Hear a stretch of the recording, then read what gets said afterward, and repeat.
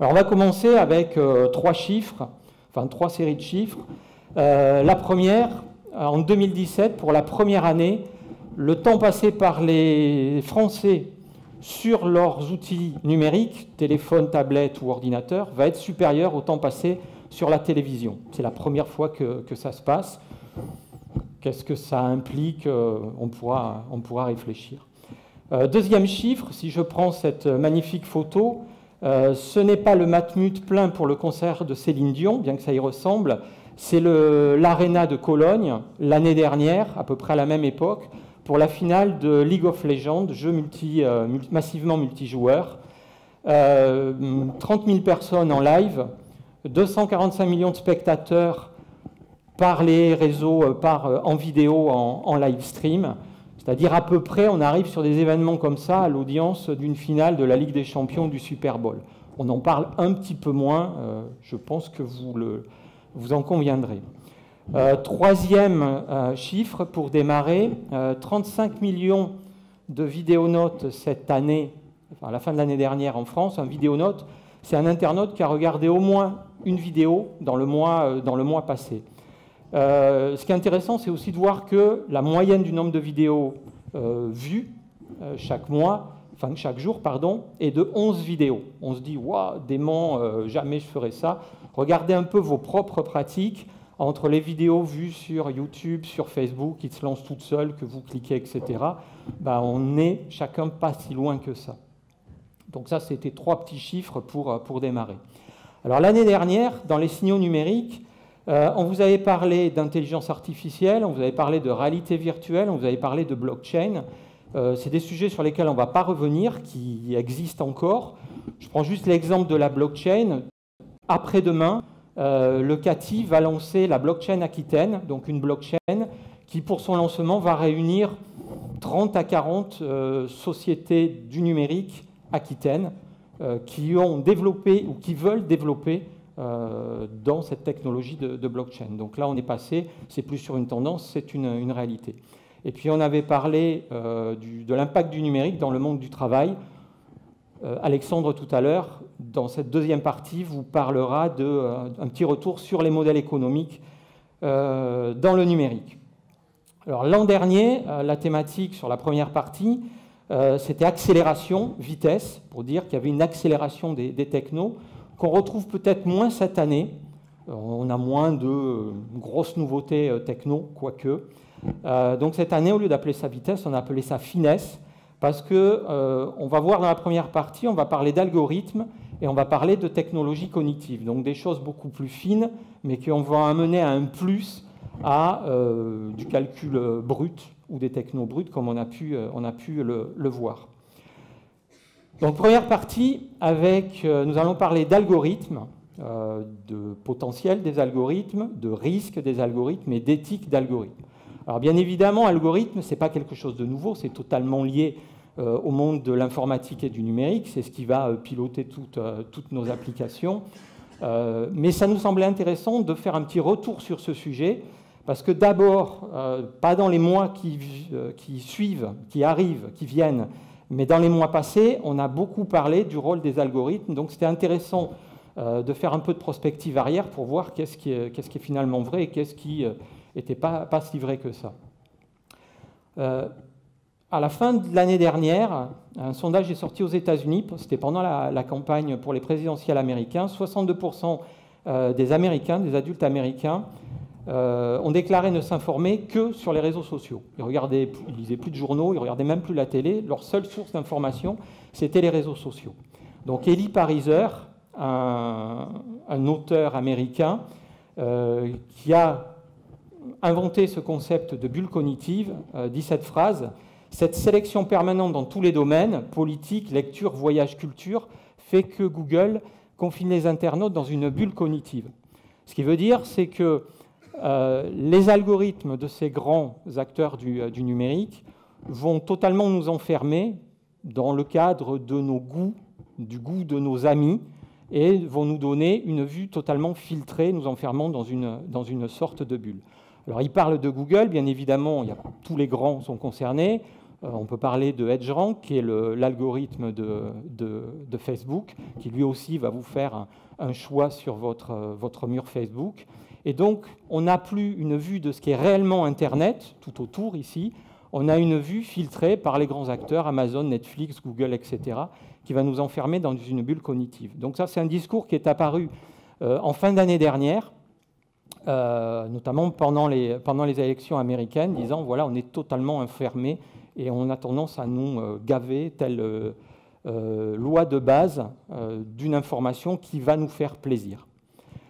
Dans l'exemple que donne Eli Pariser, il a cité cet exemple de deux de ses amis qui étaient intéressés par l'Égypte, un sur l'aspect politique du printemps arabe, l'autre sur un aspect touristique. Et effectivement, chacun il a fait des copies de leur écran Google.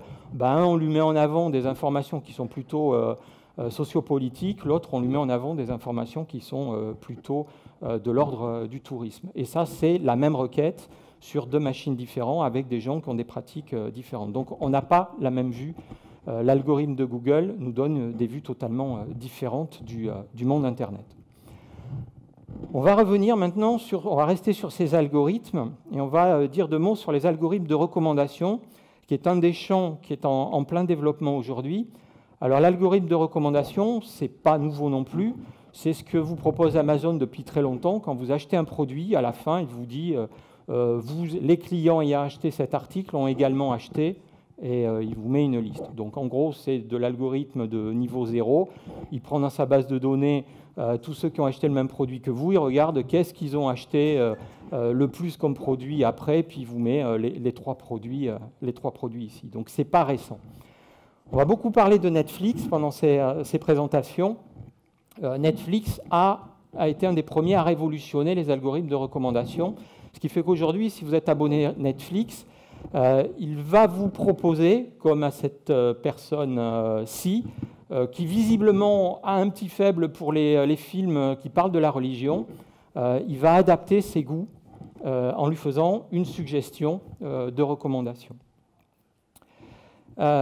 Donc Netflix, ce qui est intéressant, c'est qu'on va voir que à partir d'un business existant et d'un service existant, ils ont su dynamiser leur business, donc gagner plus d'argent, tout en apportant à l'utilisateur un service mieux attendu pour cet utilisateur. Alors ça passe par l'algorithme de suggestion ou de recommandation, qui s'appelle Suggestion chez Netflix. C'est au bas mot une équipe de 800 personnes, 8% des investissements de Netflix, et derrière chaque produit Netflix, chaque série, chaque film, vous avez plus de 75 000 tags de catégorisation. Un tag, c'est film avec des dinosaures, film de science-fiction, film de SF, film avec des vélos, film avec beaucoup de couleurs bleues, etc. Et le patron, Neil Hunt, fait remarquer que le choix de l'expérience utilisateur, donc allant jusqu'au choix de la vignette posée sur l'écran Netflix, va avoir un impact différent. Vous prenez deux images différentes pour une même série, certains vont cliquer, vont plus regarder la vidéo si c'est une image que si c'est une autre image. Et donc, il raconte également que pour House of Cards, c'est un produit qui est totalement sorti de l'analyse des données par Ceditag, puisque vous voyez, il dit « Nous savions grâce à nos données que nous avions un public prêt pour un drame politique qui se passera à Washington, avec une histoire dramatique, et nous étions capables d'identifier dans notre base les personnes spécifiquement concernées. » Et là, je me rends compte que j'ai oublié de lancer le chronomètre. Ces algorithmes de recommandation, là on en a parlé pour la partie vidéo, c'est la même chose au niveau de la musique. La présentation est également en ligne, sur la même adresse que le dossier, où vous aurez tous les liens qu'on a utilisés. Donc en cliquant, vous accéderez sur les études, les sites, etc. Je vous conseille vraiment cet article parce qu'il fait un petit peu la synthèse de tout ce qu'on va raconter sur cette première partie. Sur le problème de bulle cognitive, sur les algorithmes de recommandation, sur les modèles économiques. Vraiment, article très bien fichu d'un site qui s'appelle Sourd Oreille, Là, dans cette partie-là, ça s'applique aux algorithmes de recommandation dans le cadre de la musique. Vous voyez que là aussi, chez tous les gros du secteur de la musique, ils vont s'appuyer sur des analyses de données qui vont trouver le bon morceau de musique correspondant à votre humeur du moment pour trouver, par exemple, vous voyez ici, un morceau qui est joyeux avec une pointe d'amertume. Vous avez des morceaux qui existent, probablement du Patrick Sébastien. Alors tout ça amène certains analystes à dire que si on continue comme ça, on risque de se retrouver dans notre bulle cognitive au centre d'un réseau qui sera fait d'une seule personne, nous. Et donc on sera seul au milieu de ce réseau-là. Donc ça, c'est une des grosses tendances qu'on a vu arriver en fin d'année dernière, c'est-à-dire qu'on vit dans une bulle cognitive.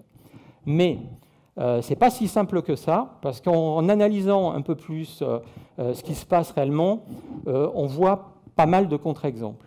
Alors si je prends l'exemple, je reviens sur l'exemple de Netflix, il faut avoir en tête le modèle économique de Netflix, qui est vous satisfaire si vous êtes adhérent de Netflix, mais c'est essayer de vous vendre des produits qui leur coûtent pas cher, c'est-à-dire des vieux films, des vieilles séries. C'est pour ça aussi qu'ils se sont mis à faire de la production massive, parce qu'une fois qu'ils ont les droits de leur propre série, donc après, ça ne leur coûte plus rien. Mais ça coûte beaucoup plus cher à Netflix de vous sortir un film récent que de vous rebalancer un vieux Starkey Hutch ou des Brigades du Tigre. Donc leur intérêt, c'est aussi de vous sortir de votre bulle cognitive pour que vous preniez des choses qui ne leur coûtent pas cher. Et régulièrement, Netflix essaye de vous pousser des produits qui ne correspondent pas à vos goûts. Donc il y a un facteur un peu aléatoire. Ils essayent de vous attirer vers autre chose. Le constat est que ça ne marche pas. Quand ils font ça, les gens ne regardent pas les produits qui ne sont pas pile-poil dans leur bulle de goût. Ça ne marche pas. Donc ça montre qu'on n'est pas sérieux en tant que consommateur. On va dire non à la bulle cognitive, mais en fait, on y est très bien dedans. Deuxième contre-exemple, Jigsaw, qui est l'incubateur de start-up de Google. Le premier produit qu'ils ont sorti, qui s'appelle Unfiltered News, c'est un système qui considère que nous vivons dans des bulles cognitives, dont la première est la culture de notre pays, le choix des médias, l'orientation, la ligne éditoriale des médias, et qui dit qu'une information qui va être traitée dans un pays est totalement traitée différemment dans un autre pays. Donc cet outil va faire par grand pays, va vous remonter les principales informations traitées dans l'actu du jour par pays. Ce qui est intéressant, c'est que si vous avez, par exemple, une information sur le cricket ou sur les attentats, vous allez voir comment c'est traité en France, mais si vous cliquez sur la même chose en Chine, en Inde ou au Brésil, vous verrez de quelle manière est traité le sujet. Donc Google, grand Satan de la bulle cognitive, on voit qu'il propose des outils qui vous sortent complètement de cette bulle cognitive. Autre exemple, c'est une étude qui n'est pas toute jeune, mais qui a été remise à jour, qui a été retestée en début d'année, qui montre que sur votre flux, sur votre mur Facebook, passe en moyenne 20% d'opinions politiques qui sont contraires aux vôtres. Donc, vous n'êtes pas entouré que de gens qui pensent la même chose que vous. En moyenne, il y a 20% de gens qui pensent différemment. Et ça a été retesté cette année avec, en élargissant, on ne parle plus que de politique, on va aussi parler de culture, voilà, et d'autres sujets. Donc finalement, on n'est pas forcément tant dans une bulle cognitive que ça. Mais, deuxième exemple, cette bulle cognitive, il y a également moyen de passer outre. Petit exemple avec Waze, qui est le fameux GPS qui a été racheté par Google, qui a un don certain, quand il y a un embouteillage sur un trajet, de vous trouver une déviation, quitte à vous faire passer dans des rues absolument pittoresques. Et des Américains se sont un petit peu émus de voir passer dans des résidences qui étaient plutôt dédiées à des vélos et des enfants, de voir Waze détourner de la circulation, au lieu d'aller de là à là, il faisait détourner dans la résidence. Ce qu'ils ont fait, c'est qu'ils sont monté à 3-4 personnes dans une voiture, ils ont tous pris un Waze à la main, ils ont fait 10 fois le tour du pâté de maison, et Waze a constaté qu'il y avait à nouveau un bouchon dans ce coin-là, et donc a refait détourner la circulation. Donc, ils ont un petit peu modélisé ça, et puis se sont rendus compte qu'on pouvait aussi hacker les algorithmes ou détourner les algorithmes pour ne pas laisser la main totalement à la machine. Autre exemple dans le même style, le principal algorithme qui gère les bibliothèques américaines, son fonctionnement, c'était de dire que dans l'année, les bouquins les moins empruntés, ils sortaient des rayons et on les sortait complètement de l'accès à tous. Donc certains lecteurs et bibliothécaires s'en sont émus, notamment parce que c'était beaucoup d'œuvres classiques. Donc ils ont créé un lecteur virtuel, fantôme, qui empruntait peut-être un peu trop de livres dans l'année, 2300 bouquins dans l'année, donc ils se sont fait repérer comme ça, et qui prenait ces bouquins classiques pour les laisser dans les fonds de la bibliothèque. Troisième exemple, avec Uber, hacké par ses propres chauffeurs. Si le patron est un algorithme, détournons l'algorithme, les chauffeurs se sont rendus compte qu'en période de forte demande, la demande montait, par exemple veille de week-end, fête, etc.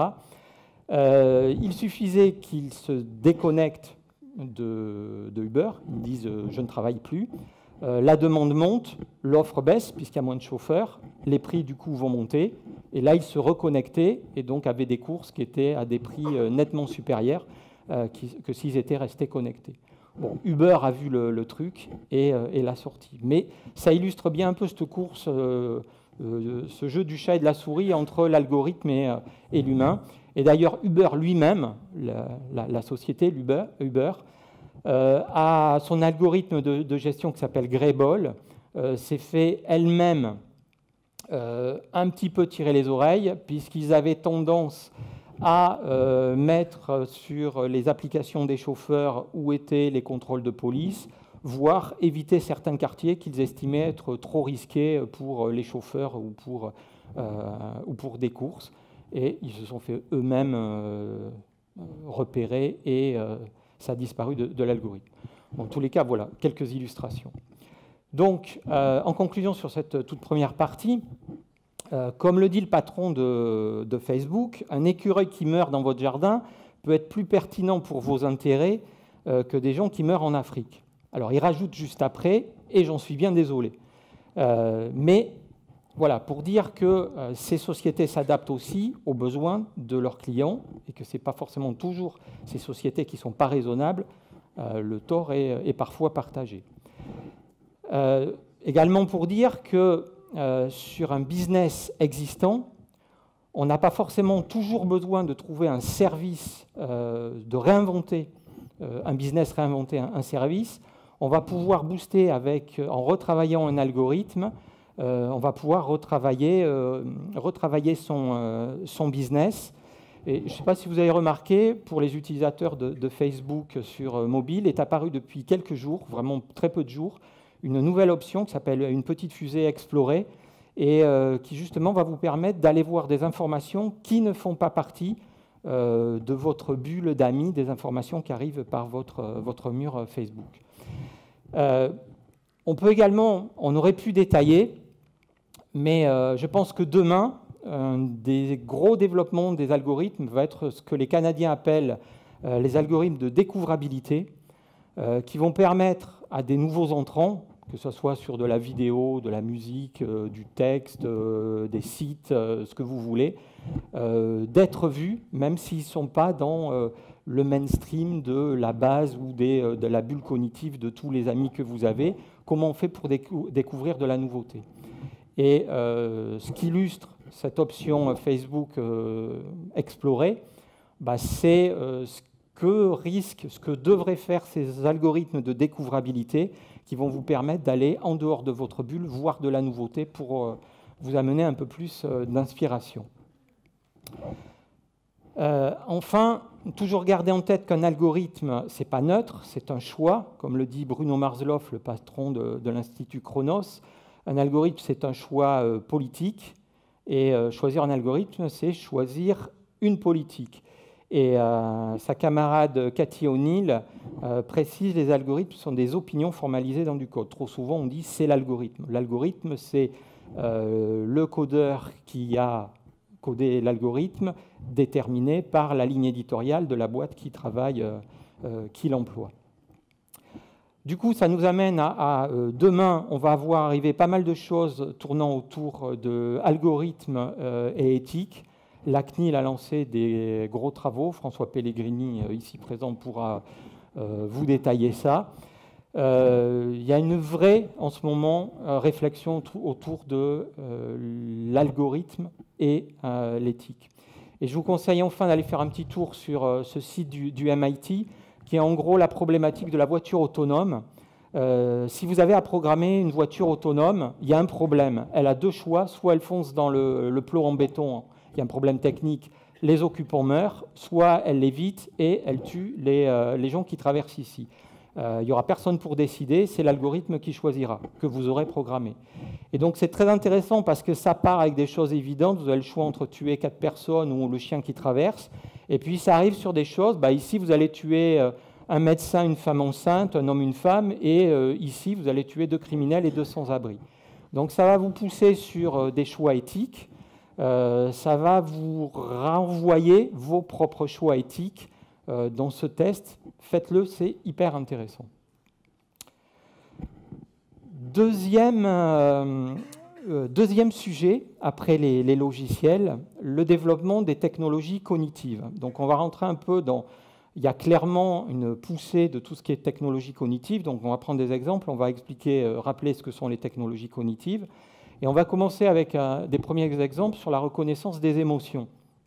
Il y a une forte poussée sur tout ce qui va être reconnaissance des émotions, qui jusque-là n'était pas forcément traité par les produits et services que l'on avait à disposition. 2 exemples avec Sitecorp ou Affectiva. Je vous conseille Affectiva, vous pouvez charger une petite application mobile, vous allez pouvoir lui faire des grimaces, rigoler, ça va amuser vos enfants ou vous. Et il détecte automatiquement si vous êtes joyeux, triste, en colère, blasé, etc. Derrière, l'usage, c'est pouvoir, on vous passe une vidéo et puis on va regarder comment vous réagissez à cette vidéo.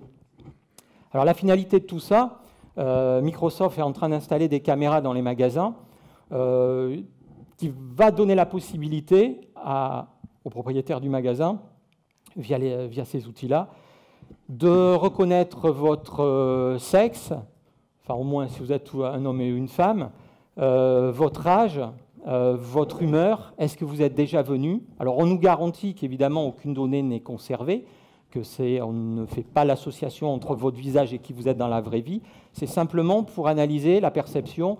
Vous imaginez une caméra à l'entrée du magasin, vous rentrez, vous faites la gueule, vous voyez la démo d'un produit, vous êtes tout sourire, on peut se dire que le produit est intéressant pour vous. Donc ça va servir à évaluer le comportement de l'usager. Avec un autre exemple avec Quividi pour les latinistes avertis, qui, classiquement, quand vous passez devant des publicités comme ça, au lieu d'être le seul à mater libidineusement la publicité, vous saurez aussi que la publicité est en train de vous regarder, puisqu'ils équipent de petites caméras ces panneaux publicitaires. Il commence à y en avoir pas mal déployés, il y en a beaucoup déjà déployés à Paris, dans le métro notamment, ce qui va leur permettre aussi d'évaluer votre émotion, regarder comment vous ressentez, vous percevez la publicité. Alors, cette technologie est en train d'être déployée massivement dans les aéroports. Au départ, ce n'était pas de la reconnaissance d'émotion, c'est de la reconnaissance simplement d'images. C'est-à-dire que l'idée, c'est de remplacer le passeport, biométrique ou pas biométrique, par de la reconnaissance de visage et de savoir que vous êtes monsieur X, madame Y, qui rentre dans tel pays. C'est en déploiement en Australie, ça a un gros coup de boost avec l'arrivée de Trump aux États-Unis. Derrière, ça va intégrer également de la reconnaissance d'émotions, ce qui permettra de savoir, se dire cette personne est flippée, elle pense peut-être à faire un attentat, ou elle est juste flippée d'entrer à la douane aux États-Unis, mais ça le reconnaîtra. C'est en déploiement sur l'île d'Aruba depuis quelque temps. Alors une page culture et géographique, Aruba est cette petite île caribéenne des Antilles néerlandaises, où c'est en test depuis un peu plus d'un an. Deux exemples un peu plus anecdotiques, surtout pour le premier. La Chine fait de la reconnaissance faciale pour lutter contre l'utilisation abusive du papier toilette, donc où on apprend quand même que les toilettes sont contrôlées par caméra en Chine. Au-delà de cette nouvelle intéressante du monde, il faut se dire également que demain, quand vous regarderez une vidéo sur YouTube ou sur Facebook, on pourra voir en direct, quand vous aurez votre publicité, quelle est votre émotion et comment vous percevez l'émotion. Il n'y aura même plus besoin de le mettre dans la rue pour des panneaux, vous l'aurez directement devant vous. Donc là aussi, peut-être un côté légèrement anxiogène à avoir. Pour finir avec ces notions de reconnaissance faciale, on est plus dans la reconnaissance faciale que dans la reconnaissance d'émotion, mais c'est un des premiers exemples qui a fait parler de lui. C'est un journaliste russe qui a utilisé, c'est une application que vous pouvez télécharger, c'est une application russe. Il faut savoir que c'est une application russe, donc vous pouvez la télécharger à votre propre risque. Il a pris des photos dans le métro le matin, donc c'est la première série de 2, donc avec des airs enjoués. Et puis il a balancé la photo sur FindFace, qui lui a retrouvé les profils du Facebook russe de l'ensemble des personnes. Le taux de match est impressionnant, et vous voyez que pour certains, ce n'est pas évident visuellement quand vous voyez des photos, mais ça marche très bien. Donc là, on est quand même sur des technos qui commencent à être plus que matures pour proposer des services innovants. Alors, on a vu la reconnaissance des émotions en matière d'image.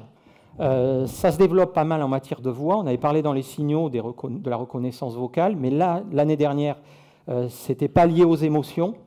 Maintenant, des produits sont sortis sur la partie émotion. Si on prend l'exemple de Cogito, il propose un service qui va aider le téléopérateur ou le commercial dans sa démarche client par téléphone. Ça va lui dire, il y a quelques exemples ici, vous parlez trop vite, vous êtes trop agressif, vous êtes trop mou, voilà, ça va vraiment le guider. Et il y a son pendant chez Bad Voice qui lui va estimer comment va détecter les émotions du client qui est à l'autre bout du fil. Est-ce qu'il est énervé? Est-ce qu'il est très énervé? Est-ce qu'il est franchement énervé par le téléopérateur? Donc ça, c'est des produits qui sont disponibles aujourd'hui.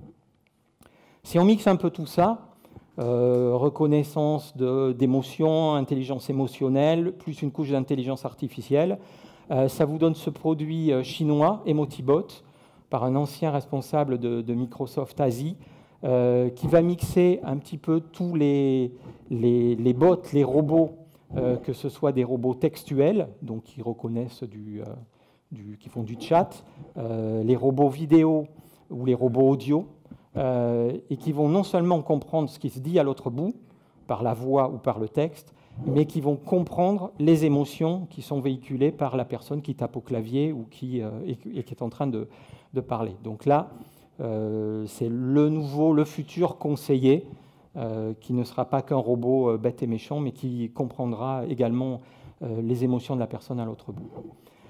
Alphabet, la maison mère de Google, si on prend l'ensemble des startups qu'elle a rachetées sur les dernières années, on constate que beaucoup travaillent autour de la reconnaissance visuelle, la reconnaissance du langage, la reconnaissance des émotions. Donc tout ça nous montre un constat de l'avènement des technologies cognitives aujourd'hui sur le marché. Alors la presse commence à parler beaucoup de technologies cognitives. Les technologies cognitives, c'est les technologies qu'on va avoir dans la reconnaissance de la parole, de la reconnaissance de la vision, dans l'apprentissage, dans le machine learning, dans l'intelligence artificielle. Alors on s'est tenté à une définition parce que c'est compliqué de trouver des définitions de c'est quoi une technologie cognitive. Donc ce qu'on propose, c'est les technologies cognitives sont les techniques de traitement automatique de la connaissance par la prise en compte de l'utilisateur dans son environnement d'usage et de ses modes d'interaction entre donc l'homme et la machine. On a mis ça sur un fond de la façade de l'École nationale supérieure de cognitique, qui est la seule école d'ingénieurs spécialisée en cognitique en France, qui est à Talence. Un des constats, c'est que ces technos sont en plein développement, mais aujourd'hui, dans les cursus universitaires, il y a plutôt tendance à avoir un besoin. L'offre ne suit pas la demande. Alors Bordeaux est plutôt bien placé puisqu'on a à la fois le NSC et une fac avec un cursus sciences cognitives. Et donc ces technos-là vont être appliqués dans tout ce que vous voyez là, le transport urbain, l'intelligence artificielle, les systèmes autonomes. On va voir quelques exemples de ce qui est un peu le plus à la pointe de ce qu'on a vu passer sur ces technos. Avec une autre société chinoise, donc les sociétés chinoises, les startups chinoises sont franchement en plein boom, super pointues sur de la techno cette année. Dexmo, qui a gagné un prix au Forum NetExplo il y a un mois et demi. Dexmo propose ce gant. C'est un gant que vous enfilez comme un gant. Et l'idée, ça va être l'interface, ça va faire l'interface entre le casque de réalité virtuelle et puis votre main pour, en plus de vous donner par le casque la vue d'un environnement virtuel, vous donner le toucher par votre main. Le principe, c'est que si dans votre casque, vous voyez des planètes et qu'on vous donne la possibilité de toucher une planète, une sphère, bah, votre gant va se bloquer sur la forme d'une sphère. Si par contre vous testez dans un mode d'apprentissage une clé à molette, bah, vous allez, le gant va s'arrêter comme si vous touchiez quelque chose de plat. Il va s'adapter complètement aux objets qu'il va tenir. Si vous tenez un fusil à pompe, bah, il tiendra, ça se mettra dans ce format-là. Si vous cliquez sur le rond central, vous avez une démonstration qui est un peu longue, mais qui est vraiment hyper intéressante, où en live à NetExplo, le jeune patron chinois, qui doit avoir quelque chose comme 24 ans et qui était très colère qu'on lui rappelle qu'il n'avait que 24 ans, fait une démonstration avec tout un tas d'objets virtuels, une sphère, une balle, un pavé, un gros Lego, et vous voyez vraiment sa main qui s'arrête à la forme de l'objet. Donc ça va permettre vraiment de recréer pour de la formation médicale, pour de l'éducation, pour voilà, le lien entre un environnement virtuel qui n'existe pas et puis toucher réellement ce que vous êtes en train de tester. Deuxième exemple, avec tout ce qui concerne l'ultra-haptique. Alors, tout ce qui est haptique, ça va être le retour de sensations, de toucher sur des objets qui n'existent pas réellement. Vous allez sentir un objet virtuel. La société qui est en lien là-dessus s'appelle Ultra Haptic, c'est une société anglaise. La finalité de cette société, c'est par exemple, ce bouton-là n'existe pas en vrai. Il n'y a pas ce bouton-là. Mais vous avez besoin à un moment donné, dans une interface, de sentir qu'il y a un bouton, qui peut être un interrupteur, un potentiomètre. Donc ils ont mis au point un système qui va vous envoyer un faisceau d'ultrasons, un petit peu comme dans les concerts où vous sentez les caissons de basse vous résonner dans le ventre. Ben là, c'est un faisceau qui va vous envoyer de manière directionnelle un faisceau ultrason et vous allez avoir un senti. Quand vous amènerez votre doigt au niveau de l'endroit qui va modéliser l'objet, vous sentirez le bouton qui n'existe pas, c'est de l'ultrason, de l'invisible, du totalement invisible.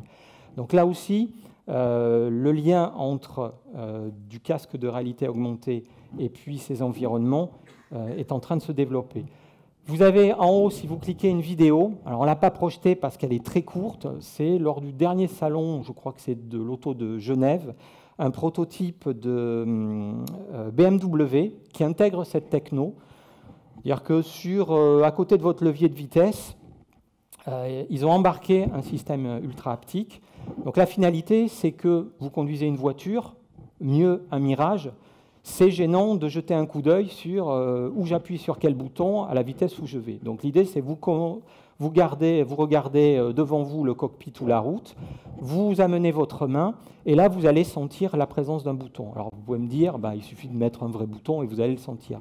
L'intérêt, c'est que c'est totalement reconfigurable puisque c'est du totalement virtuel. Et s'il faut vous configurer en ultra haptique 3 boutons parce que c'est la nuit et il y a 3 commandes possibles ou l'avion est en mode chasse ou en mode atterrissage, vous allez pouvoir totalement le reconfigurer à la volée. Dernier exemple, avec la société INS qui est arrivée à Bordeaux, qui est une société parisienne qui a mené sa R&D à Bordeaux, qui développe le produit Claise, que vous voyez ici, qui est un système qui marche sur un téléphone. Vous le posez devant vous, il va reconnaître les mouvements de votre bras et il va vous créer une interface qui va vous permettre de piloter des environnements 3D, comme vous le voyez exactement ici, de manière simple, pour agrandir, tourner, vous déplacer dans un environnement 3D qui n'est pas toujours simple à maîtriser quand vous avez une souris, par exemple. Si on va encore plus loin, Facebook avec Building 8, son labo Building 8, et puis Elon Musk avec Neuralink ont tous les deux annoncé assez récemment vouloir travailler sur les interfaces directes entre le cerveau et l'ordinateur. Donc en gros, ce que vous voyez là, vous pensez, et si je pouvais taper directement sur mon ordinateur ce que je suis en train de penser, ça serait vachement pratique, vous n'auriez plus à taper ou à parler, vous pensez la phrase ou votre bouquin ou votre PowerPoint et puis ça l'écrit directement. Alors on a deux approches différentes. Chez Facebook, l'idée c'est de mettre des casques, un peu un truc comme ça, qui va faire l'interface entre vos ondes cérébrales et l'ordinateur. Alors là, ils ne sont pas encore en train de le réussir, hein. Il y a encore du boulot. Mais ce qui est également intéressant, c'est d'aller voir chez Elon Musk, qui lui, si vous cliquez sur la petite slide ici, la photo, vous verrez le site de Neuralink. Allez y faire un tour, c'est assez intéressant. Ce n'est pas un site web, c'est juste un catalogue d'offres d'emploi avec des profils qui recherchent. Vous avez l'impression d'être dans Star Trek quand vous voyez le profil des gens qui cherchent. Lui a embauché les deux plus grands spécialistes mondiaux des implants d'électrodes dans le cerveau. Pour lui, c'est de l'intrusif, c'est-à-dire que vous branchez une électrode et vous allez être interfacé avec votre ordinateur. Donc ça fait un peu plus flipper que chez Facebook, mais bon, on verra dans quelques temps qui a le cerveau le plus cramé. On a parlé des algorithmes, on a parlé des technologies cognitives. Donc tout ça va être alimenté par de la donnée. Donc on a appelé ça un peu de finesse dans un monde de data brute, puisque jusque-là, on a beaucoup parlé de big data. Donc le big data, c'est de la donnée massive, brute, qui sort de toutes les données qui nous entourent. On est sur de l'analyse totalement quantitative. On est plutôt sur du business intelligence qui va nous permettre de détecter des tendances dans cette masse de données. Apparaît aujourd'hui, enfin réapparaît aujourd'hui, on va en dire 2 mots après, ce qu'on appelle les sick data, les données épaisses, où là, on va être sur de l'analyse totalement qualitative, qui va être basée sur des histoires, des émotions, tout ce qui est non quantifiable. Derrière, l'idée, c'est de plus être sur de l'intelligence stratégique pour prendre des meilleures décisions. Alors, on va prendre l'exemple. Alors, il y a eu un colloque qui s'est terminé quasiment la semaine dernière, enfin, il y a moins de 10 jours, au Canada, dont le pitch était il est donc nécessaire de s'interroger sur la tendance qu'ont les organisations à prendre des décisions stratégiques en se fondant uniquement sur des algorithmes, et d'où la réflexion sur le sick data. Donc Jérémy Deramchi, qui doit être quelque part dans la salle, qui était l'ancien community manager de Digital Aquitaine, et qui est en train de passer une thèse sur ces sujets-là, était présent à ce colloque. On va faire avec lui une note beaucoup plus spécifique sur ce sujet. Il sera à votre disposition si vous voulez lui poser tout un tas de questions de ce qui en est sorti. Alors le sick data, ça a été créé par Tricia Wang, qui est une ethnographe, qui travaillait chez Nokia au moment de la sortie de l'iPhone. À l'époque, le marché de Nokia en Inde et en Chine, c'était massivement du Nokia bas de gamme pour un marché de masse. Tricia Wang, donc les données remontées par ces produits-là, fournissaient des centaines de milliers de données qui étaient analysées par Nokia, qui se contentait de ces données et disait c'est bon, voilà, on connaît très bien notre marché, c'est des gens qui n'ont pas les moyens d'acheter l'iPhone qui va sortir. Tricia Wang a été envoyée sur le terrain et a travaillé sur une centaine de personnes en Chine et a remonté un rapport très peu de temps avant la sortie du Nokia, de l'iPhone, en disant « Attention, on fait fausse route. Certes, c'est très cher pour eux, acheter un iPhone. Ils vont devoir économiser pendant longtemps, mais pour tous ces gens-là, c'est le symbole du progrès, de l'avenir et de la réussite. Et ça serait une erreur de continuer à leur vendre des modèles bas de gamme. » Nokia lui a rionné en disant un échantillon de 100 personnes, nous beaucoup plus, va jouer ailleurs. Et 12 mois après, les chiffres, les ventes de Nokia plongeaient et les chiffres d'iPhone explosaient dans ces pays comme la Chine et l'Inde, donnant raison à Tricia Wang. Elle dit quelque chose de... Voilà, elle synthétise ce qu'elle dit, ce qu'elle a vécu en disant Nokia était tellement occupé à rechercher les bonnes données pour s'adapter à leur modèle qu'ils n'ont jamais pris la peine de se poser les bonnes questions.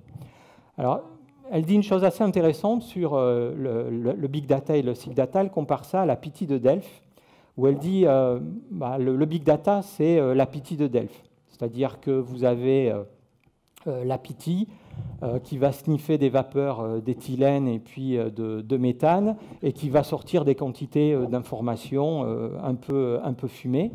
Mais ce qu'on oublie toujours de dire, c'est qu'autour d'elle, elle avait des prêtres, dont vous voyez celui-ci avec son petit carnet, qui, avant d'interroger la Pity, allaient interroger les gens qui venaient interroger la Pity. Donc il leur demandait wesh la famille, tu viens pourquoi, c'est quoi ta vie, etc. Et en fait, ils avaient un rôle de sick data, c'est-à-dire ils faisaient une analyse qualitative, socio-économique de qui étaient ces personnes-là, et ils faisaient un mix de ce que racontait la Pity avec la vie de ses propres personnes. Donc elle dit qu'aujourd'hui, la rencontre entre de la donnée massive, le big data, et de la donnée beaucoup plus analysée, le sick data, va permettre d'avoir des analyses beaucoup plus poussées, beaucoup plus stratégiques que ce que l'on a pu avoir avec de la donnée brute. Donc, pas du tout antagonisme, totalement complémentaire. On va voir un autre exemple avec toujours un profil qui n'est pas du tout un profil technique, avec Grant McCracken, qui est un anthropologue américain qui a totalement changé les business models de Netflix. On reparle de Netflix. C'est la personne qui a amené la consultation en série, c'est-à-dire en anglais le binge-watching. Avant lui, à la fin d'un épisode de votre série préférée, ça s'arrêtait, il fallait appuyer sur un bouton pour faire « je veux voir le suivant ». Depuis lui, à la fin de votre épisode, l'épisode suivant démarre tout seul. Et c'est vous qui devez dire « je veux arrêter de voir le 17e épisode parce qu'il est 3 heures du matin et j'ai un vrai travail également ». C'est également lui qui a fait passer les productions Netflix qui sortent d'un seul coup. Vous avez les 16 ou les 10 épisodes qui vont être posés directement, justement, pour vous permettre de consulter à votre propre rythme et puis vous ingurgiter toutes les séries. Alors, il n'a pas fait ça sans raison. Il a fait ça, 1, parce que c'était une attente des utilisateurs, et il a fait ça, 2, parce que ça permettait de pousser la consommation, donc à Netflix de gagner plus d'argent. Derrière, je me suis rendu compte hier soir que j'aurais pu mettre plus de bons exemples, de bonnes pratiques de l'assemblage du big data et du sick data, mais il y en a plein qui vont sortir récemment. Là, j'en ai mis un qui est encore un peu anxiogène, mais il ne faut pas considérer que tout est anxiogène, hein. Il y a du positif et du négatif, avec Cambridge Analytica, qui est une société justement qui se positionne sur de l'assemblage de big et de sick data.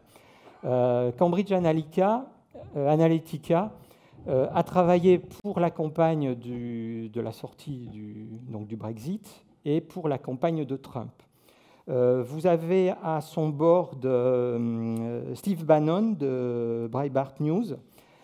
Et derrière, les gens qui sont sortis, qui ont quitté Cambridge Analytica, disent que pour les élections américaines, 20 millions d'électeurs américains ont été profilés avec un profil psychologique de plus de 5000 données différentes, ce qui a permis à l'équipe de Trump travaillant sur les réseaux sociaux de leur fournir régulièrement dans la fameuse bulle cognitive la vidéo, le texte, la news, souvent fake, qui permettait de les conforter dans leur propre schéma mental. visiblement, pas mal de gens sont en train d'essayer de regarder ce que ça donne. Vous avez un excellent article du Guardian en lien là-dessus qui décrypte ça et qui va plus loin aussi sur les travers de tous ces jouets-là mis aux mains des méchants dans les James Bond. Dans les data, plein de choses également. Là, on a parlé juste de Sig Data. Très rapidement, l'arrivée des field data, les données émotionnelles. On revient sur ce qu'on disait tout à l'heure sur les algorithmes, sur la partie émotionnelle, où on va collecter on va collecter des données, mais qui viennent par exemple de votre pouls, etc.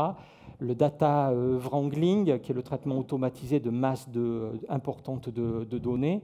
Vous avez une belle démonstration chez Trifacta qui est diffusée en France par nos amis bordelais d'Accelerate System.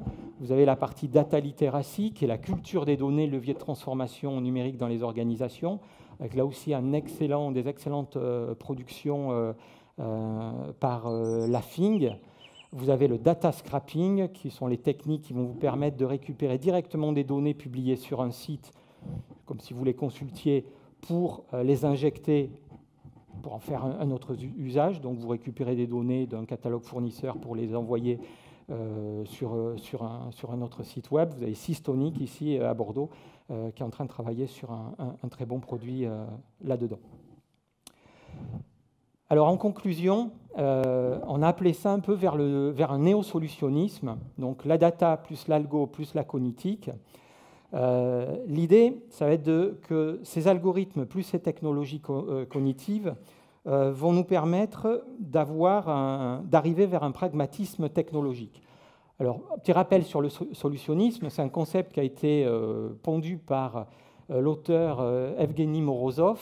Vous avez un lien ici vers une synthèse de son bouquin fait par les étudiants de l'ISIC, vraiment bien fait, qui dit que c'est un concept qui consiste à vouloir tout améliorer grâce au numérique en traitant des symptômes sans plus jamais chercher à comprendre la complexité des causes.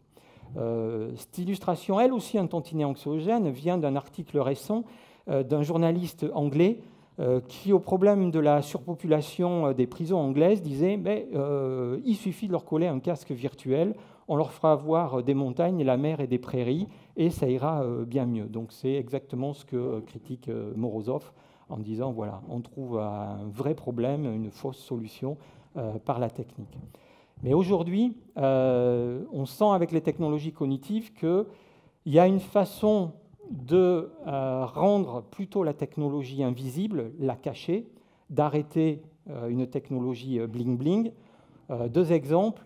Beaucoup d'aéroports sont en train de vous proposer un casque de réalité virtuelle qui va vous guider pour trouver votre terminal pendant qu'un drone tire à votre valise. Ça, c'est de la technologie bling-bling. Vous avez à côté Amsterdam qui est en train de penser à une solution drop and go, où vous rentrez, vous êtes à un kiosque, vous lâchez votre valise et vous serez prévenu au bon moment à quel endroit il faut vous rendre. Tout aura été checké, vous n'aurez pas à attendre, etc. Donc vraiment un travail beaucoup plus sur une expérience utilisateur que sur une mise en avant de la techno. Deuxième exemple, dans le monde de l'agriculture, aux États-Unis, on se rend compte aujourd'hui que les OGM, contrairement à ce que certains avaient annoncé, ce n'est pas hyper rentable en termes de rentabilité agricole, que ça coûte souvent très cher et que l'agriculteur a toujours le problème de passer beaucoup de temps dans son tracteur pour moissonner son champ. Donc aujourd'hui, pas mal de constructeurs comme New Holland automatisent les tracteurs. L'agriculteur va le piloter à distance et tout un groupe d'analystes, de chercheurs, d'industriels américains disent que les tracteurs seront la première voiture autonome à aller sur les routes, puisqu'en sortant du champ, il faudra qu'ils prennent un bout de route pour entrer automatiquement à la ferme. Donc là aussi, on repasse sur... c'est presque anecdotique que le tracteur passe sur la route. Le vrai problème, c'est d'automatiser les tracteurs, et on n'en fait pas une affaire, ce passage sur la route. Et on termine avec, là aussi, cette approche renversée, très pragmatique. Aux États-Unis, tous les ans, 300 000 morts sur les routes. 30 000 morts, pardon, sur les routes. Si, c'est vraiment 30 000 morts, parce que vous allez voir, je vais retomber sur mes pattes. La moitié de ces morts sont dues à des problèmes d'inattention et essentiellement à l'utilisation du téléphone pour envoyer des SMS, téléphoner, etc. Et la moitié de ces morts-là sont sur les autoroutes. Donc quand on divise, on arrive chaque année par mort sur les autoroutes à cause de l'envoi de SMS ou de téléphone, l'utilisation du téléphone, à 3000 morts, 3000 morts par an, plus pas mal de blessés. Donc là encore, pas mal de personnes sont en train de dire ça pose un problème de dire que la voiture autonome va aller sur la route, parce que vous avez vu tout à l'heure, si par malheur elle a un accident et qu'elle tue quelqu'un, on va dire on arrête tout pendant des années, les machines sont dangereuses. Prenons le problème à l'envers. On sait que sur les autoroutes, les voitures autonomes sont parfaitement sécures. On sort de l'autoroute, on rentre sur l'autoroute, on repasse en manuel. Mais quand on est sur autoroute, ça passe en automatique et on est en train de discuter de sauver quasiment 3000, une bonne partie des 3000 morts par an. Donc cette approche très pragmatique est en train de vraiment se développer, est un courant presque philosophique sur ce qui arrive sur Internet. Voilà, donc en conclusion, on voit, au-delà de cet aspect, les algos, les technologies cognitives et le monde de la donnée. On a deux grandes familles qui sont en train d'arriver, ce qu'on appelle les deep technologies, les deep tech, qui sont vraiment des technologies de rupture, comme l'ultra-haptique, certaines formes d'intelligence artificielle, par exemple, dont on a parlé. Et de l'autre côté, on voit des technologies qui sont plutôt refaire un tour de boucle, donc ce qu'on a appelé des pimp tech, où on va pimper des technologies existantes, customiser des technologies existantes, en retravaillant des algorithmes sur un même business model et qui va permettre de développer son modèle existant sans forcément totalement réinventer un service. Ça, c'est plutôt l'exemple de Netflix ou des vendeurs de musique. Voilà. Je laisse la parole à mon camarade de jeu, Alexandre Bertin. Merci. Ça marche ?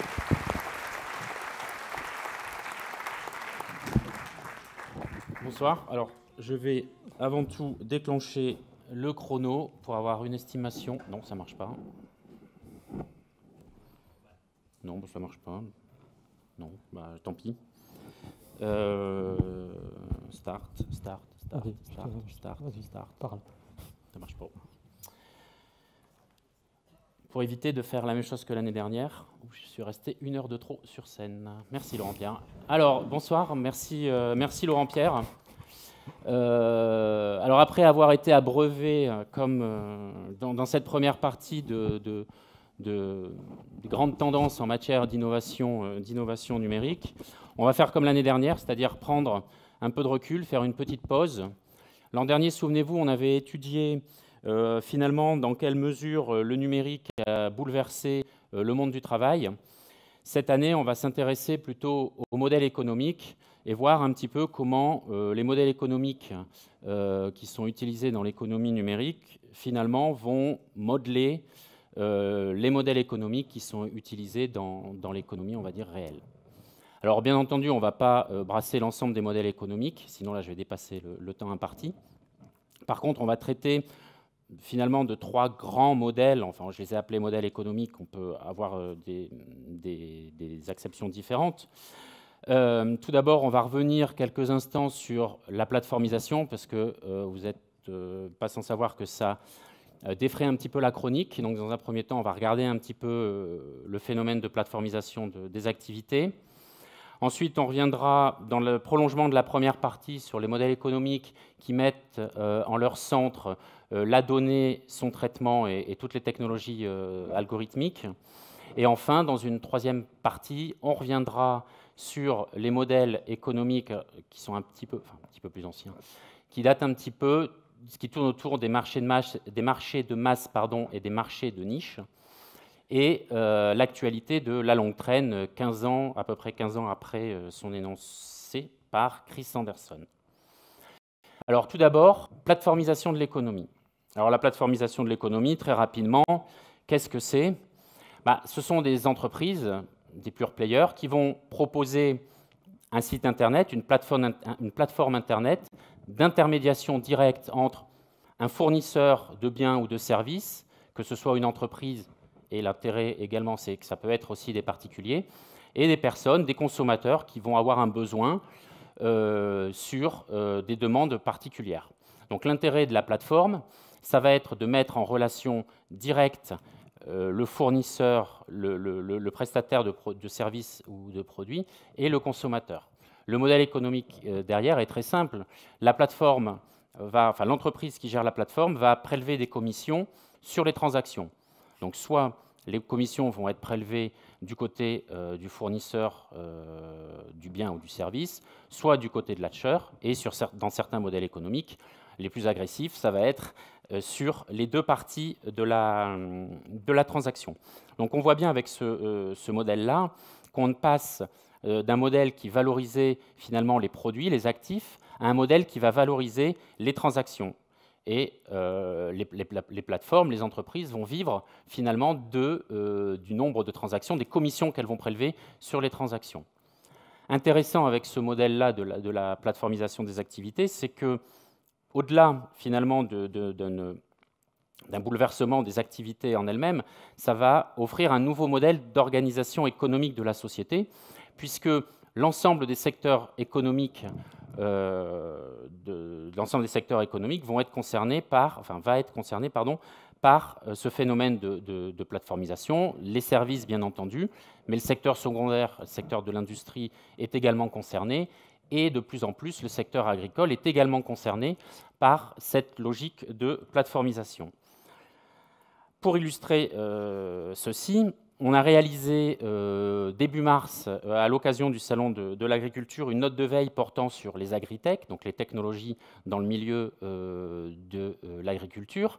Et on a montré dans cette note de veille que finalement, l'ensemble de la filière agricole était aujourd'hui impactés, concernés par la plateformisation des activités, que ce soit en amont de la filière, c'est-à-dire entre les fournisseurs et les agriculteurs. Par exemple, ici, Agriconomie propose une mise en relation directe entre des fournisseurs et des agriculteurs.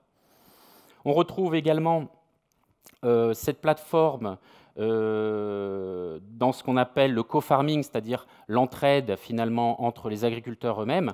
On voit des sites comme WeFarmUp qui proposent à des agriculteurs de louer ou de prêter à d'autres agriculteurs du matériel agricole dont ils n'ont pas un usage immédiat.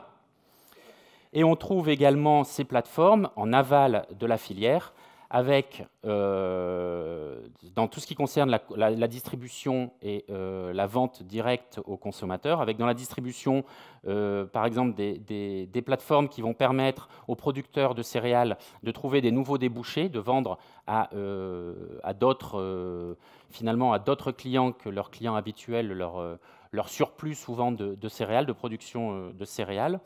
Et également, un autre exemple qui est dans le courant du circuit court, qui est à la mode, c'est Au-Cadran qui, là, va proposer de mettre en relation directe des éleveurs qui proposent de la viande avec des consommateurs, vous et moi, qui vont pouvoir directement acheter de la viande auprès du fournisseur. L'intérêt de la plateforme, c'est qu'elle ne va pas vendre de produits, elle ne possède aucun stock, elle ne fait que mettre en relation le producteur et le consommateur. Et ceci, c'est valable pour l'ensemble des plateformes. Alors, ce qui est, bien sûr, ce système-là, ce modèle économique-là de la plateformisation des activités provoque, bien sûr, des critiques et des critiques à son égard, notamment pour certains, les stratégies des gros acteurs qui développent ces solutions de plateforme, c'est qu'ils vont dévoyer finalement l'essence même de la plateformisation qui, à l'origine, trouvait ses racines dans l'économie collaborative, pour finalement aboutir à ce qu'ils appellent une économie de la prédation. Donc les gros acteurs, en fait, vont être dans une stratégie de prédation, et cette stratégie de prédation, c'est ce qu'on appelle plus communément, finalement, l'ubérisation. Donc on voit qu'on a un dévoiement de la philosophie de l'économie collaborative au profit d'une économie de la prédation, et ce qui est également appelé le capitalisme de plateforme. Donc on passe finalement de l'économie collaborative au capitalisme de plateforme. Et pourquoi certains disent que ce phénomène d'ubérisation est une économie de la prédation? Tout d'abord parce que ces gros acteurs-là, finalement, que vous avez sur le côté, sont dans une position monopolistique ou quasi monopolistique. Et avec cette position-là, ils vont prendre en otage l'ensemble des membres de la communauté, que ce soit du côté des consommateurs, qui ne sont plus du tout dans une démarche collaborative, mais qui sont vraiment dans une démarche de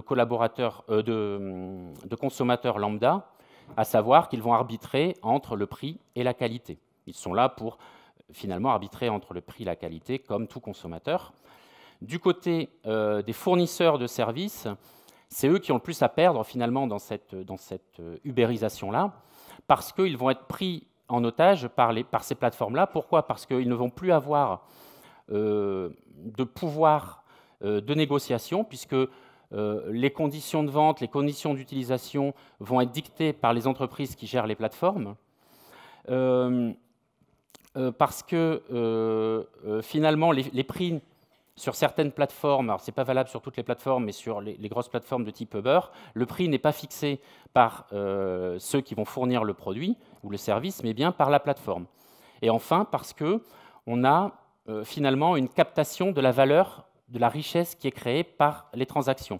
C'est-à-dire que les membres de la communauté qui vont participer sur chacun des sites finalement aux échanges vont retirer très peu de valeur de ces échanges. Par contre, la plateforme, elle, va capter la majorité de la valeur. Et enfin, pourquoi économie de la prédation? Et là, je ne vais pas revenir dessus parce que ça faisait partie de la présentation de l'année dernière, parce que finalement, ça remet en cause la notion de travail et le rapport au travail, et les critiques disent que ça précarise, bien entendu, le travail et les conditions salariales des travailleurs. Donc on voit bien qu'avec ces critiques-là, on est passé d'une économie collaborative à un véritable capitalisme de plateforme. Donc vous pourrez cliquer bien sûr sur les liens sur le PowerPoint pour accéder plus en détail aux informations. Alors face à ce capitalisme de plateforme, face à cette prédation-là, depuis maintenant 1 an et demi ou 2 ans, on voit apparaître des plateformes qui se disent alternatives par rapport aux plateformes classiques, les Uber et compagnie, qui reviennent à l'essence même de l'économie collaborative et qui repartent sur les grands préceptes du coopératisme. Le coopératisme, donc une vieille théorie économique qui date du 19e siècle. Et ces plateformes-là, elles font en sorte que l'ensemble des acteurs de la communauté vont se réapproprier l'ensemble des échanges et des richesses qui vont être créées. Comment? D'abord par le partage de la gestion de la plateforme, c'est-à-dire que toutes les décisions qui vont être prises sur l'évolution des conditions d'utilisation, des conditions de vente vont être prises de manière totalement démocratique, que ce soit du côté des consommateurs et du côté des fournisseurs de services. Partage également de la propriété, c'est-à-dire que chaque membre de ces plateformes, ce sont des plateformes coopératives, donc chaque membre va avoir un bout finalement de propriété, et lors des assemblées générales va avoir son mot à dire. Et enfin, partage des profits, c'est-à-dire qu'à la fin de l'année, l'entreprise qui va gérer finalement la plateforme, si elle réalise des profits, les profits seront équitablement et entièrement répartis à tous les acteurs de cette plateforme-là, aussi bien du côté de l'offre que du côté de la demande. Alors ça a été théorisé par Trebor Scholz. Il y a un très bon rapport ici enfin c'est pas un rapport, c'est même le rapport fondateur du coopératisme de plateforme. Donc c'est cliquable et vous pouvez aller le télécharger. Il existe beaucoup de plateformes qui se disent coopératives. Je vais en citer 2 rapidement. Stocksy, la première, c'est une plateforme coopérative pour les artistes. Donc les artistes vont pouvoir partager des photos, des vidéos, des morceaux de musique et être rémunérés de manière totalement transparente, totalement équitable et totalement juste. Et Loconomics, en bas, est une plateforme coopérative qui se veut être une alternative à TaskRabbit, qui propose les mêmes services, c'est-à-dire mettre en relation des fournisseurs, enfin des gens qui cherchent des personnes pour remplir des menus travaux, des menus services, du jardinage, du bricolage. Sauf que contrairement à TaskRabbit, ici, la rémunération est décidée de manière collégiale, l'ensemble est de manière juste du coup et équitable, et l'ensemble des profits qui sont réalisés sont redistribués à l'ensemble de la communauté. Ce coopératisme de plateforme va être amené à se développer également grâce à la technologie blockchain, puisque toutes ces plateformes, enfin pas toutes, mais en tout cas beaucoup d'entre elles s'appuient sur la technologie blockchain, qui permet, là aussi on ne va pas revenir dessus, je vous renvoie à la présentation de l'année dernière et à notre dossier blockchain. La technologie blockchain, elle va permettre des échanges qui sont démocratiques, qui sont transparents et qui sont certifiés. Donc on voit bien que la conjonction d'un coopératisme de plateforme, en tout cas des préceptes coopératistes et de la blockchain, laisse à penser que ces plateformes-là vont être amenées à se développer, à être de plus en plus nombreuses et à être un contre-pouvoir finalement au phénomène d'ubérisation. Voilà pour cette première partie. Deuxième partie, on va s'intéresser maintenant à la donnée comme finalement valeur, enfin comment la donnée est au centre de certains modèles économiques et comment elle va être valorisée. Alors, comme l'a dit Laurent Pierre en première partie, la donnée brute en soi n'a pas beaucoup de valeur. Des études ont été menées qui montrent qu'une donnée sociodémographique pour un utilisateur, finalement, s'il veut la revendre, ça va lui rapporter quelques centimes, voire même quelques 0,0 quelques centimes par donnée. Donc la donnée brute en soi, elle n'a aucune valeur ou très peu de valeur. Par contre, ce qui va avoir de la valeur, ça va être son traitement, sa masse, son traitement, son raffinement et surtout le fait de passer toutes ces données à la moulinette algorithmique. Ça va permettre d'affiner des segments, de personnaliser, finalement de donner de la valeur à ces données. Alors les données vont devenir un véritable enjeu de la personnalisation. Bien entendu, la connaissance client n'a pas attendu Internet. Dans les cours de marketing des années 80-90, on avait déjà ce thème-là de la personnalisation. Mais par contre, avec l'explosion des réseaux sociaux, avec la massive des objets connectés qui produisent également de la donnée, et surtout avec les traitements statistiques et les nouvelles façons d'envisager le traitement statistique des données, notamment les algorithmes, la donnée va devenir un véritable enjeu sur un marché qui est ultra concurrentiel. On en a parlé un petit peu en première partie. Les premiers concernés sur le traitement de la donnée et la recommandation et la personnalisation, c'est les médias. Donc depuis l'arrivée d'Internet, depuis maintenant même une vingtaine d'années, le secteur des médias est un secteur en tension, bien entendu, qui vit une crise assez importante. Et certains acteurs ont décidé finalement d'utiliser les données qu'ils avaient en leur possession pour redéfinir leur modèle économique et surtout pour proposer du contenu qui va permettre aux internautes, aux lecteurs finalement, là je pense à Financial Times, aux lecteurs d'avoir une nouvelle expérience qui leur correspond plus et donc du coup de fidéliser ces lecteurs. Ces acteurs, comme Financial Times, utilisent des algorithmes de recommandation et de plus en plus les algorithmes que vous a présentés Laurent Pierre de découvrabilité pour permettre à ses abonnés finalement d'avoir accès à une information soit qui les concerne directement parce que de l'analyse des données de leur comportement, on a identifié des profils et des goûts, soit de leur pousser vers eux des contenus, des articles qu'ils n'auraient pas l'habitude forcément de consulter, mais qui, d'après les similitudes avec d'autres utilisateurs, seraient susceptibles de les intéresser. Netflix également, on l'a déjà vu, utilise des algorithmes de recommandation pour pousser du contenu vers ses abonnés.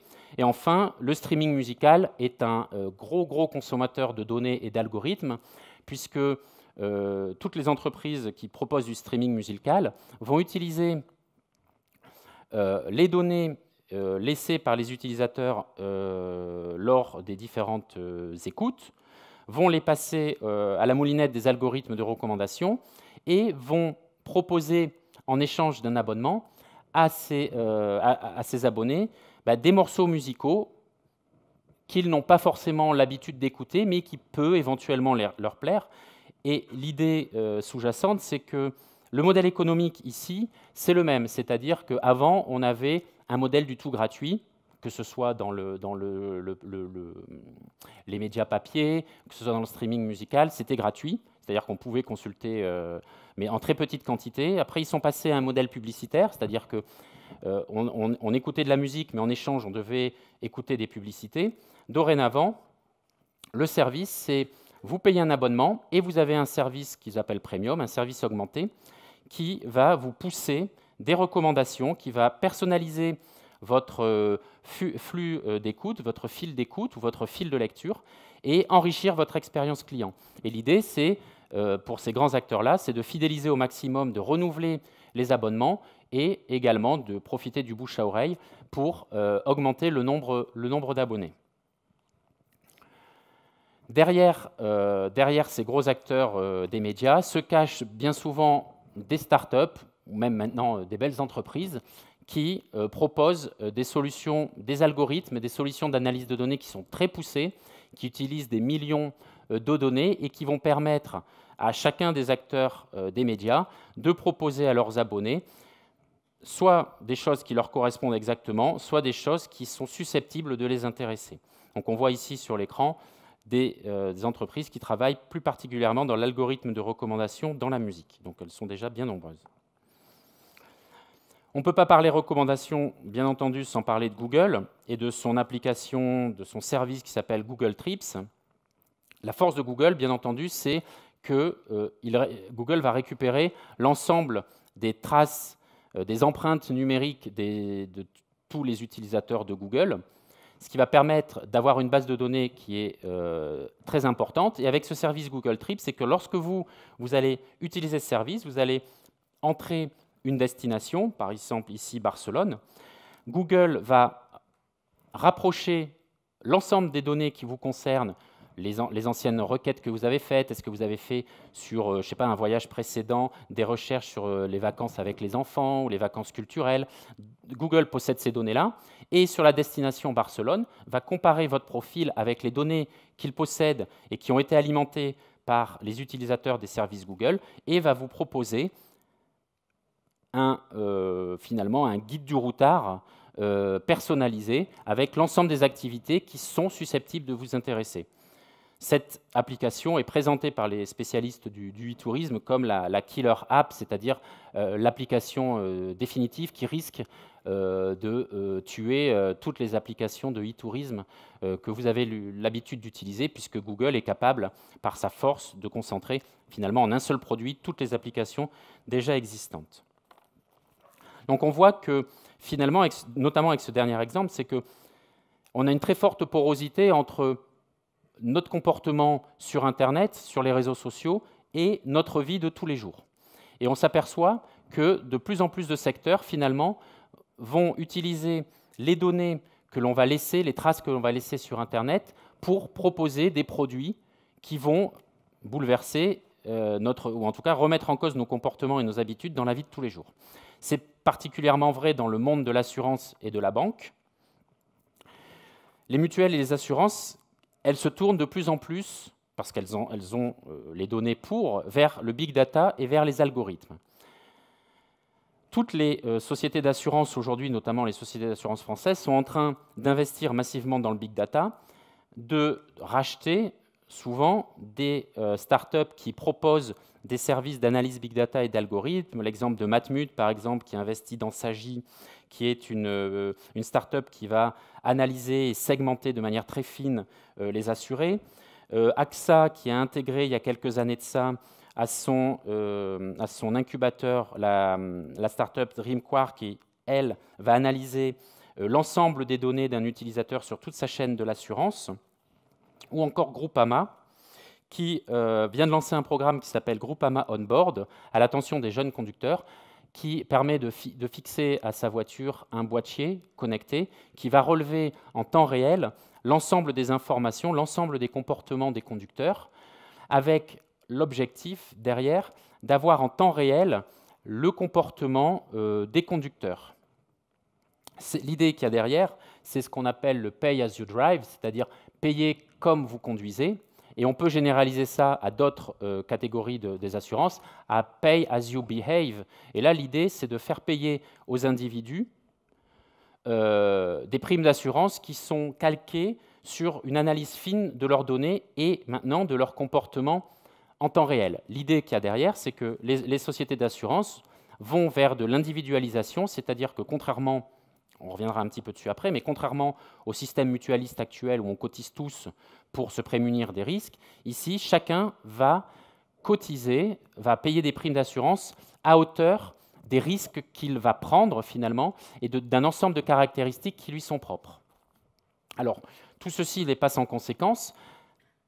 Ce qui va se passer avec ces contrats individuels d'assurance, c'est qu'on va avoir une remise en cause des grands principes mutualistes, c'est-à-dire qu'à la mutualisation des risques, on va remplacer, on va substituer une individualisation des risques. Chacun va se comporter en fonction de ses propres risques. Au principe de solidarité, on va substituer un principe d'individualisme. Avec ce modèle-là, on a une disparition totale de l'aléa moral. Et au final, chaque assuré va cotiser selon ses risques individuels. L'argument principal des mutuelles, enfin des assurances, c'est qu'avec ce nouveau modèle-là d'individualisation des contrats, l'intérêt, c'est que ça va contraindre l'assuré à avoir un comportement vertueux et de le responsabiliser. Parce qu'en effet, plus on va se comporter de manière vertueuse, plus les données qui vont remonter au niveau de l'assurance vont être des données, on va dire, positives, et plus les primes de risque vont être faibles. Donc l'idée sous-jacente, c'est bien ça, c'est de responsabiliser l'assuré pour au final lui faire payer moins cher. Alors, on peut comprendre dans le milieu de l'assurance automobile que ce système puisse fonctionner parce que les coûts engendrés par les sinistres, les coûts pour les mutuelles, enfin pour les assurances, mais également pour la société sont très importants. Par contre, on peut se poser des questions en matière d'éthique pour tout ce qui concerne les assurances au niveau de la santé. Parce que vous pouvez avoir un comportement vertueux, c'est-à-dire ne pas boire, ne pas fumer, ne pas vous droguer, mettre un préservatif si vous voulez avoir des relations extra-conjugales, mais aussi conjugales. Mais pour autant, vous êtes conditionné par des facteurs qui ne sont pas dépendants de votre comportement. Et donc à ce moment-là, qu'est-ce que ça veut dire? Ça veut dire que si par exemple vous êtes né dans une famille d'alcooliques, par exemple, vous avez une probabilité de développer des maladies liées à l'alcoolisme qui ne sont pas forcément dépendantes de votre comportement, mais comme ces données-là font partie des données qui vont être traitées par les algorithmes, eh bien, votre prime d'assurance va être beaucoup plus élevée malgré vos comportements vertueux. Et au final, qu'est-ce qu'il risque de se passer avec ce système-là? C'est qu'un système à l'américaine où une partie de la population n'aura pas les moyens de se payer ces assurances-là, et donc sortira du système assurantiel ou cotisera à des assurances qui les couvriront beaucoup moins bien parce que leurs risques sont trop élevés. Alors face à ce phénomène-là, on voit qu'il y a de nombreuses startups qui sont en train de se placer sur un nouveau marché, qui reprennent finalement qui reprennent à leur compte les principes mutualistes, les principes de l'économie collaborative. C'est les startups qui se placent sur le marché de l'assurance collaborative ou de l'assurance en peer-to-peer, où l'idée, c'est de permettre à des gens de se tourner vers des assurances qui vont valoriser les comportements vertueux, mais qui sont dans une démarche quand même de collaboration. Et par exemple, ces sociétés-là disent promettent que si à la fin de l'année, par exemple, l'argent qui aura été provisionné pour les risques, pour les sinistres qui peuvent se passer, si cet argent n'est pas dépensé, alors l'argent sera remis intégralement à chacun des assurés de ces assurances. Donc ça, c'est une autre tendance aussi, où on a des modèles alternatifs de l'assurance qui viennent concurrencer l'assurance algorithmique, on peut dire. On retrouve ce même phénomène-là dans le milieu bancaire, et notamment le milieu des fintech, le leitmotiv des fintechs, c'est de dire que finalement les banques classiques ne s'adressent pas à toute la population. Une partie de la population est évincée de l'accès au crédit. Pourquoi? Parce qu'elles ont une situation qui est trop risquée, elles n'ont pas de passif de crédit, donc elles ne peuvent pas avoir les documents qui prouvent qu'elles ont dans la vie réelle une situation stable. Et ces fintechs, elles disent « Ok, ces modèles-là sont dépassés. Maintenant, ce qui compte, c'est la réputation sur Internet. C'est toutes les données que l'on va crawler sur Internet et qui vont nous permettre également de dire si un individu a le droit à un crédit. » La société NeoVerify, par exemple, va demander à ses potentiels clients de lui ouvrir l'accès à son compte LinkedIn, va analyser les comptes LinkedIn et en fonction de la stabilité professionnelle, c'est-à-dire en crawlant finalement le fil LinkedIn, le CV LinkedIn de la personne, va dire si cette personne est potentiellement un mauvais payeur ou en tout cas s'il a un risque de défaut important ou non. On monte un petit peu dans l'échelle. Lendo, une fintech allemande, elle, qu'est-ce qu'elle va faire? Elle va utiliser les données classiques utilisées par les banques pour évaluer le score de crédit, mais elle va ajouter à ça des données qui proviennent des réseaux sociaux, les données mobiles. Le futur client va devoir aussi fournir des données comportementales.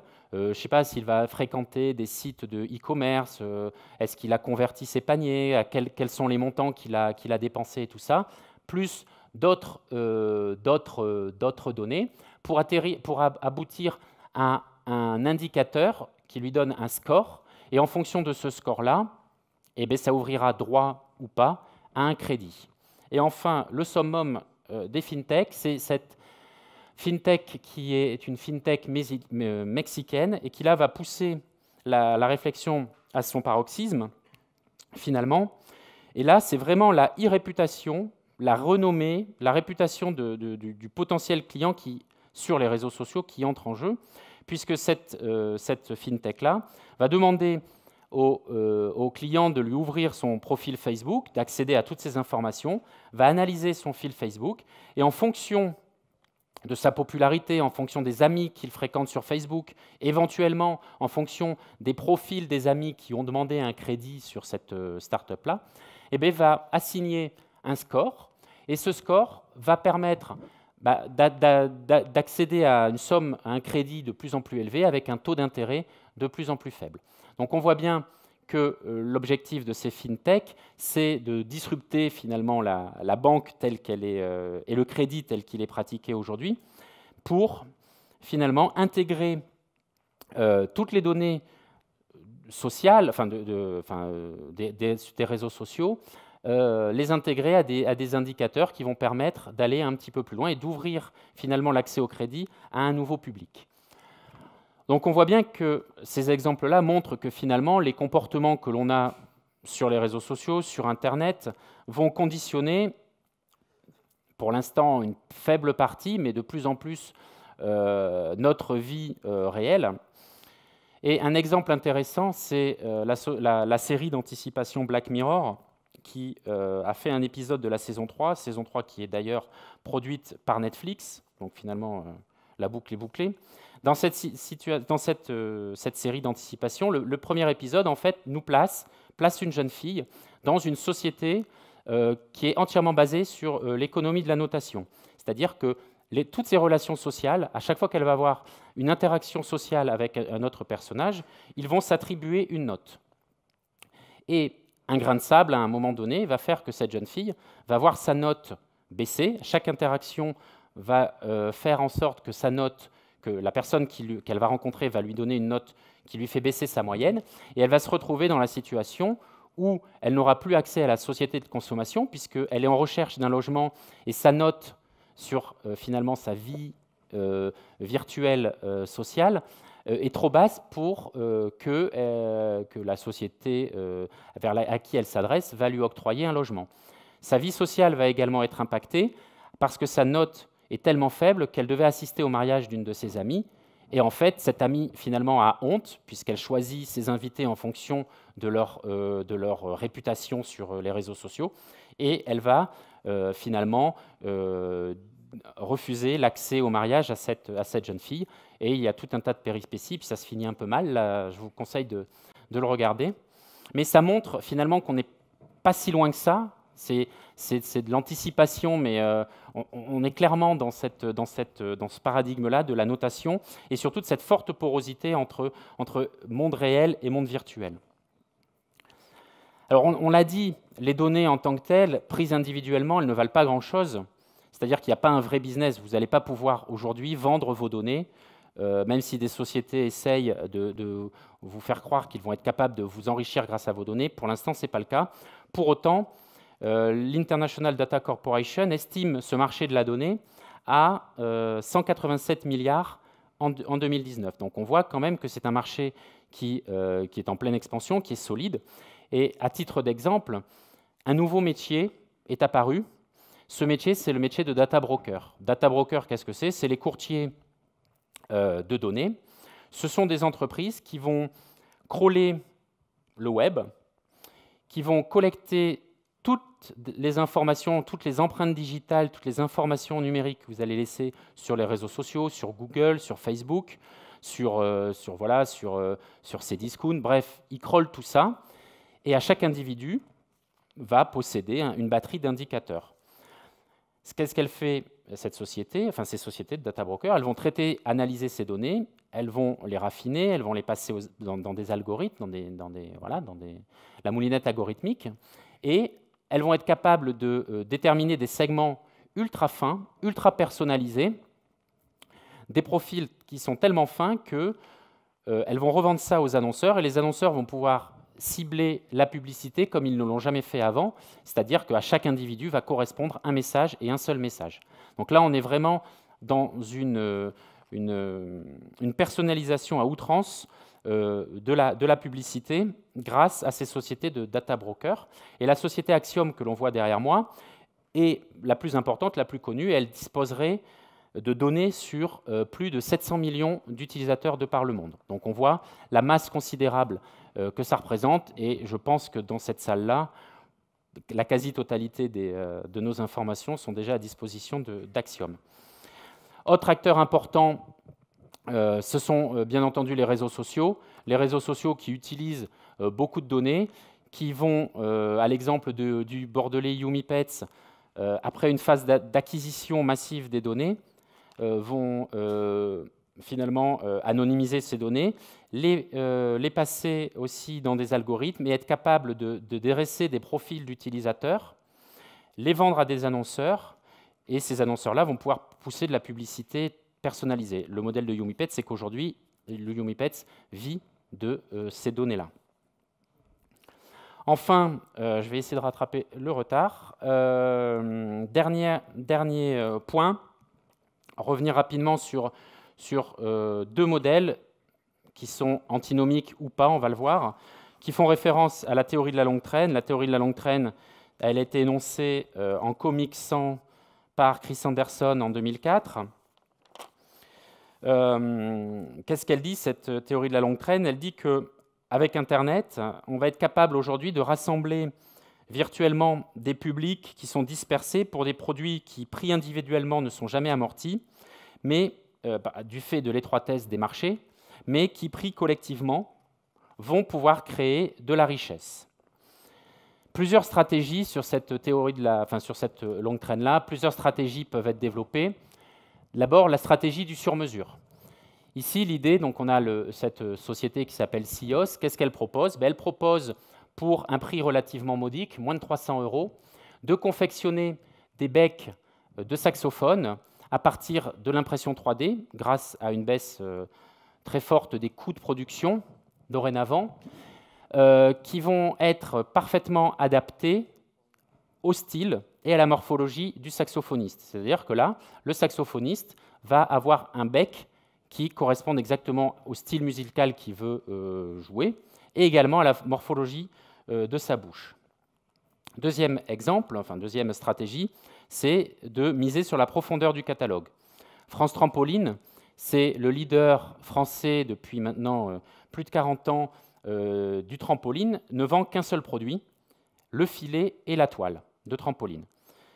L'idée avec France Trampoline, c'est qu'elle ne va vendre qu'un seul produit, mais sur un catalogue qui couvre tous les champs d'activités possibles du trampoline classique de loisirs, jusqu'aux trampolines nautiques, donc ils sont capables d'équiper des multicoques de trampoline, en passant par les filets d'habitation, les filets de sport, et également tout ce qui est hamac et tout ça. Donc l'idée ici, c'est de vendre un seul produit, mais de décliner sur une gamme tellement étendue que le site Internet va attirer à lui tout un tas de clients qui vont voir ici, qui vont se dire que finalement, ces clients ont affaire à un véritable spécialiste du filet. On retrouve cette stratégie-là chez la carte musique qui a décidé de finalement avoir la même stratégie, mais sur les cordes de guitare. Enfin, une autre stratégie pour tirer parti de la longue traîne, c'est ce qu'on appelle la massification des marchés de niche. Là, c'est la stratégie du groupe Label, c'est un groupe français. Ici, l'idée, c'est de lancer une série de sites Internet qui vont être ultra spécialisés sur un seul produit, donc finalement la même stratégie que les deux précédents, pour devenir un référent sur ce produit, un expert, et évincer finalement la concurrence. L'idée ici du groupe Label, c'est d'investir pas moins de 6 domaines: la motorisation de portail, les télécommandes de portail, les poêles à bois, les radiateurs, les coffres forts et la menuiserie. L'idée, c'est d'avoir des sites qui sont distincts les uns des autres, avec un seul produit, une forte spécialisation, une gamme qui est très large. Et ici, l'idée du groupe Label, ça va être de mutualiser la logistique et les équipes techniques, donc pour faire baisser les coûts, mais pour chacun des sites, d'avoir un seul service client pour rassurer le client, c'est-à-dire quand il va arriver sur ce site, sur chacun des sites Internet, vous le voyez, le client aura des experts. Sur chacun des sites, on a des experts, c'est exactement le même site Internet, vous voyez, c'est foutu pareil, mais le client va être rassuré et surtout ce qui est intéressant, c'est quand le client étant confronté à un seul produit, il va être beaucoup plus en confiance que sur une place de marché qui vend à la fois des portails, des couches pour bébés, je ne sais pas, des kits main libre pour les voitures. Bref, là, le client va être rassuré, il va être surtout très fidèle. Autre modèle économique qui s'inscrit dans l'idée de la longue traîne, c'est tout ce qui concerne la personnalisation de masse et l'économie de l'hypersegmentation.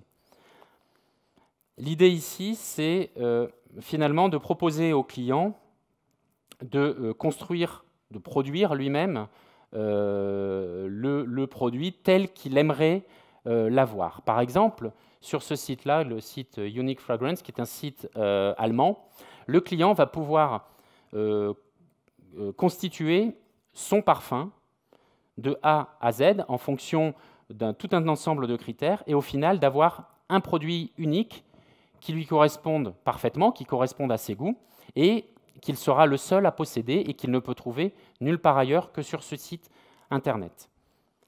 Autre exemple, My Cereal Mix, qui permet la même chose, c'est-à-dire de constituer son paquet de céréales comme bon nous semble, soit en fonction de nos goûts personnels, soit en fonction des caractéristiques nutritionnelles des ingrédients qu'on va y ajouter. Donc on voit ici cette ultra-personnalisation, c'est également un modèle économique qui s'inscrit dans la théorie de la longue chaîne.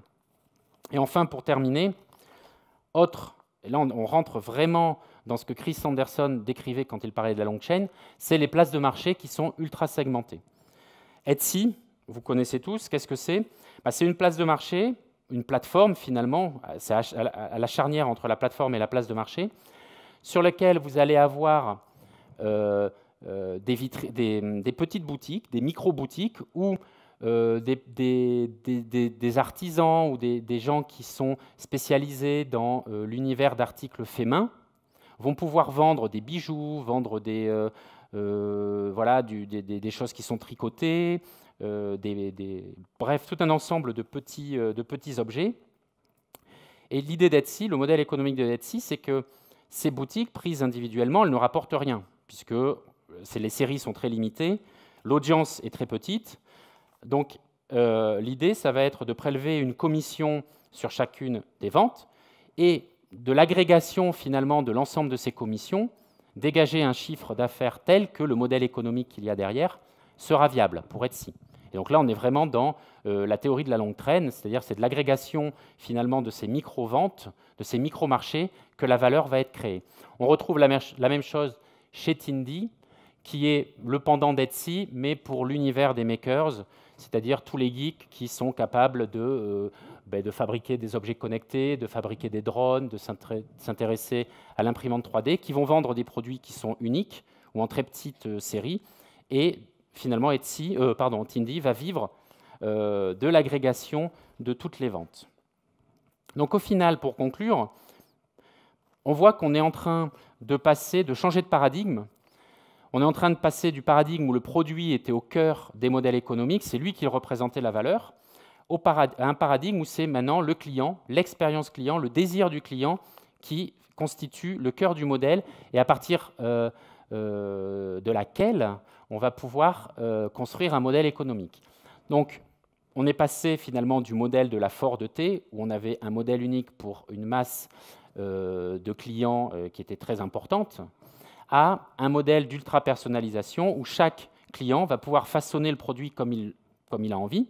Et donc, à chaque client va correspondre un produit. Et la question qu'on peut se poser, c'est est-ce que cette ère de l'hyper-personnalisation, c'est un modèle économique qui est viable pour les entreprises? Parce que les entreprises, quand elles produisent en masse, elles vont baisser leur coût de production grâce aux économies d'échelle. Ici, en offrant la possibilité à chaque client, finalement, de façonner le produit comme le client l'entend, on va se retrouver avec une explosion des coûts. Et si, à l'heure actuelle, ce modèle est en train de se développer, la question, c'est de savoir si, sur une très grande masse de demandes, l'entreprise va pouvoir être capable d'assumer les coûts liés à la production. Donc pour ça, ce n'est pas compliqué. Je vous donne rendez-vous aux signaux 2020-2021 et ce sera l'heure de faire le bilan de cette ère de l'hyper-personnalisation. Je vous remercie. Et